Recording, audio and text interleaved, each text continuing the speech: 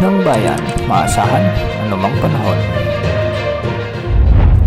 Magandang gabi po sa ating lahat. Narito ang update sa lagay ng panahon ngayong araw ng Huwebes, May 30, 2024 hanggang sa susunod na 24 oras. Sa ngayon ay southwest monsoon o habagat ang siyang nakakaapekto sa bansa ngayon. May namomonitor din tayong bagyo sa labas ng ating area of responsibility at ating aalamin kung ano ang magiging track nito at kung makakaapekto ba ito sa ating bansa. Sa mga oras na ito, asahan ang maulap na kalangitan na may mga kalat-kalat na pag-ulan sa bahagi ng Ilocos Norte, Ilocos Sur, La Union at Pangasinan dulot ng habagat. Magiging maulap din ang kalangitan sa bahagi ng Batanes at Babuyan Islands dulot naman ng umiiral na frontal system.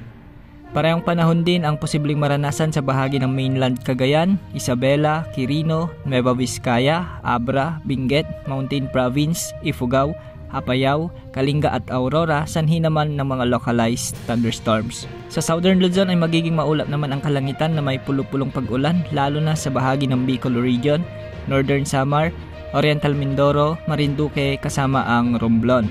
May mga inaasahang pag-ulan din sa bahagi ng Visayas lalo na sa Guimaras, Negros Occidental, Cebu, Northern Leyte, Antique at ilang bahagi ng Palawan. Sa Mindanao, asahan naman ang mga pag-ulan sa Zamboanga del Sur, Misamis Provinces, Lanao Provinces at ilang bahagi ng Soc-Sargen. Sa ngayon, wala namang nakataas na gale warning sa mga karagatang sakop ng ating bansa. Samantala, lumakas na ang low pressure area na nasa kanlurang baybayin ng ating bansa at ngayon ay sanangganap na bagyo. Kung ating titignan sa ating satellite animations, malawak ang dala nitong kaulapan at halos humahagip na ang trough o extension nito sa kanlurang bahagi ng Luzon. Ito ngayon ang humihila sa habagat at sa ngayon ay hindi pa naman tayo direktang naapektuhan ng malakas na bugso ng habagat. Ayon naman sa Joint Typhoon Warning Center o GTWC ng Amerika, nasa medium chance na ito na mabuong bagyo sa mga susunod na oras. Inaasang lalakas pa ito bilang tropical storm bago tumama sa bansang China at papangalan ng Maliksi at ito ang magiging susunod na international name ng bagyo. Iba ang international name sa local name ng mga bagyo kaya wag po tayong malilito. Posibleng lumabas ito ng landmass ng China sa Sabado at may posibilidad na dumiretso ito sa Taiwan sa weekend bilang bagyo ayon sa mga weather models.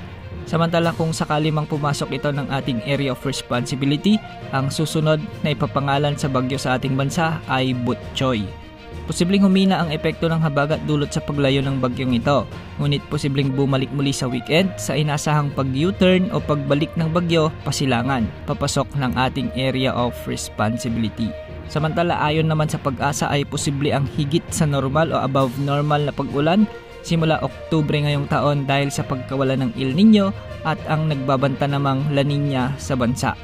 Sinabi ni Pag-asa Climate Monitoring and Prediction Chief Annalisa Soles na mas maraming rain-bearing system tulad ng localized thunderstorms, shear line, frontal system, monsoon rains, low pressure areas at mga bagyo ang inaasahan sa pagsisimula ng tag-ulan. Ayon sa kanya, laganap pa rin ang monsoon break kapag May and June kaya mararanasan pa rin natin ang mainit na panahon at posible pa rin ang mga dangerous. Nagbabala din ang Pag-asa na pagsapit ng August, September, October, November ay may mga bagyo na posibleng maghatid ng mas maraming tubig ulan na siyang magiging dahilan para magkaroon ng mga pagbaha sa maraming lugar. Yan ang update sa lagay ng panahon. Ito po ang weather update ng bayan, maasahan anumang panahon.